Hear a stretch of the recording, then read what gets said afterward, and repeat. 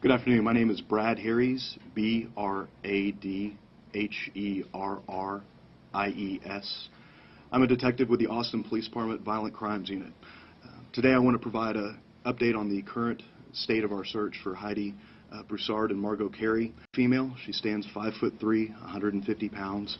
She has dark hair with highlights in it. And Margot is now a 3-week-old child. Her last doctor's appointment, she was 7 pounds, 7 ounces, and 22 inches long.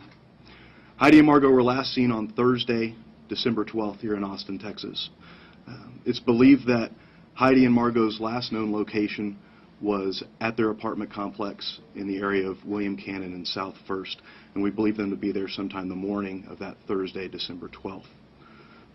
Heidi and Margot were reported missing to us, to the Austin Police Department, at approximately 7:30 that night on Thursday.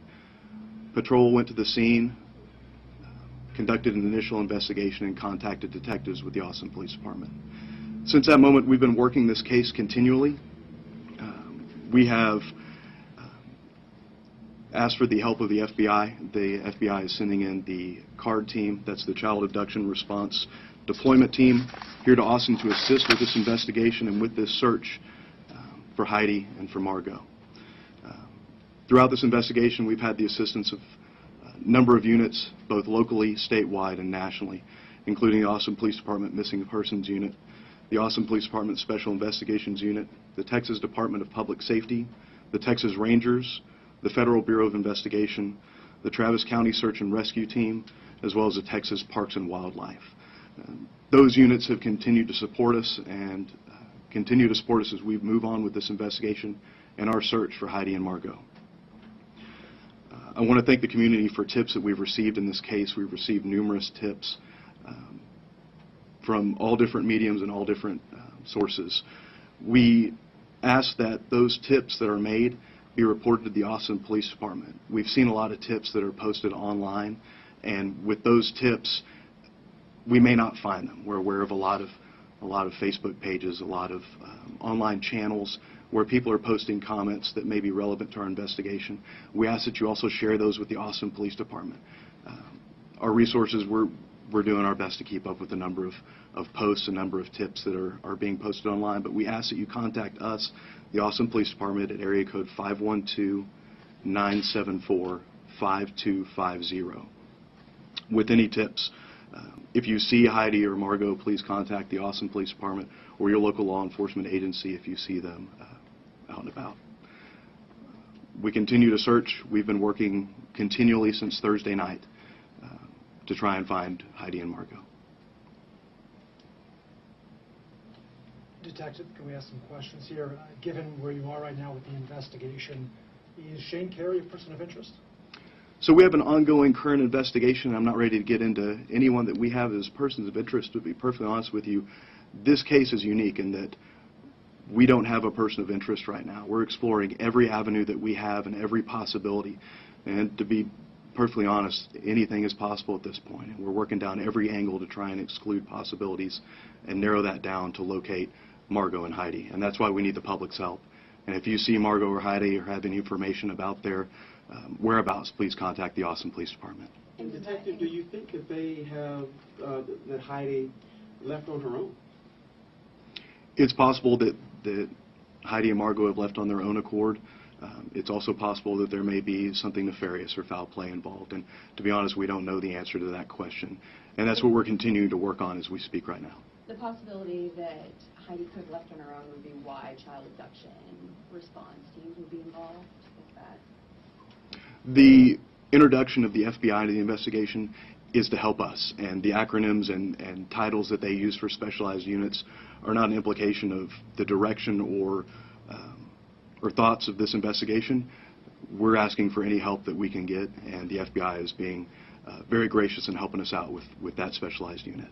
You named several agencies that are helping you with these search efforts, but there hasn't been a visual boots on the ground that we've been able to see. Is there a certain area that you guys are looking into? Is there not an area? I guess where are those boots on the ground efforts to find her happening?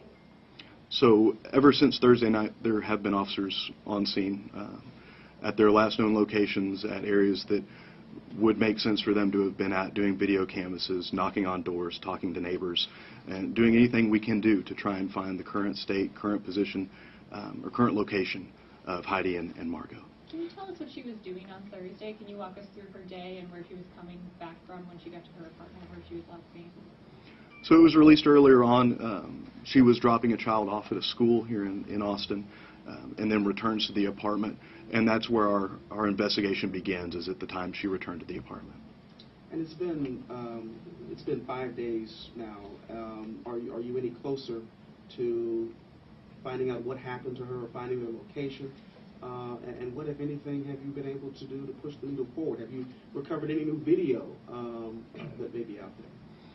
So we haven't released, and to be honest with you, it's an ongoing investigation. We will not release all the information on what we're doing right now. But I can assure you that continual investigations, whether that be video canvas, speaking to neighbors, family, friends, coworkers, past coworkers, anything along those lines, as well as forensic searches of their digital footprint and any electronic devices, are all being continually evaluated and investigated by us.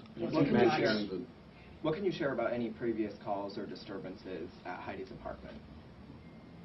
So the previous calls and investigations, those are something I would defer, but those are part of the ongoing investigation. You say that you're still searching for her. Do you still assume that she is alive at this point with the baby as well? At this time, we have no reason to believe that Margot nor Heidi are harmed. We are still looking for them in a search and recovery manner, with them being alive. Our assumption is that they're alive, and the sooner that we can find them, the better. That's why, again, we ask for the community's assistance, for the public's assistance. And if you see either of them or have any information related to Margot or Heidi and their whereabouts or the circumstances surrounding their past 5 days, we ask that you contact the Austin Police Department. Detective, can you please confirm whether there have or have not actually been any domestic incidents reported at that address? I can't go into the details of that. That's part of the ongoing investigation. Are you reaching out to or trying to work with any out-of-state law enforcement agencies at all, thinking they may have crossed state lines? Louisiana, we know that most of her family is in Louisiana. Are we looking into if she possibly went back home to Louisiana in lieu of this? So our partners with the Department of Public Safety are helping out, reach out to those other states and those other law enforcement agencies to conduct those investigations that are, frankly, outside of our jurisdiction, and we are continuing to work on those angles.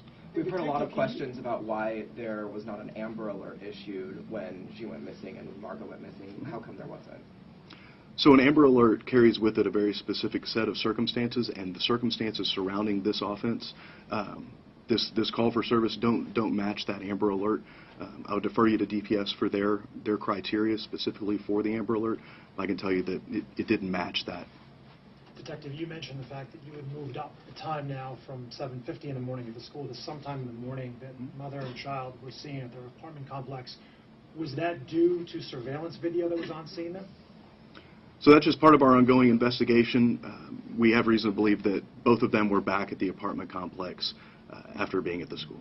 And there had been some suggestion that her keys and her purse were found either in her car or in the apartment. Where were her items and personal property found? So that's part of the scene that we're processing and continuing to process as we speak. And those questions I'm going to say are part of the ongoing investigation as we What continue. have you been able to nail down about where Shane was on Thursday throughout the day, and at what point he got home and all of that? The timeline of all people surrounding Heidi and Margot, whether it be family members and friends or things that we've been investigating and speaking to them about. And that's part of the ongoing investigation into this case. Thank you.